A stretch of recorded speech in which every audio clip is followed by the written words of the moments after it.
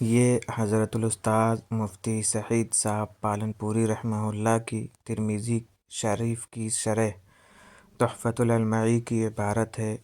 نورانی مکاتب کے ہمارے تمام مدرسین حضرات اس پر توجہ دیں۔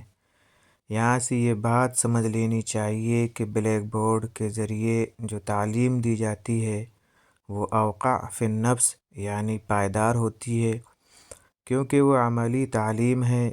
اس حقیقت کو اسکول اور کالج والوں نے سمجھ لیا ہے، چنانچہ ان کی ہر کلاس میں بلیک بورڈ موجود ہوتا ہے اور ان کے یہاں اسی کے ذریعے پڑھانے کا طریقہ ہے۔ حالانکہ ان کے یہاں محسوسات پڑھائے جاتے ہیں اور مدرسے والے اس حقیقت سے غافل ہو گئے۔ ان کی کسی درس گاہ میں بلیک بورڈ نہیں اور نہ کوئی اس کے ذریعے پڑھاتا ہے، حالانکہ بلیک بورڈ کی زیادہ ضرورت مدرسے والوں کو ہے، کیونکہ مدرسوں میں معنویات پڑھائے جاتے ہیں جن کے لیے محسوسات کا سہارا نہایت مفید ہے۔ از تحفۃ العلمائی جلد نمبر 1 صفحہ نمبر 446۔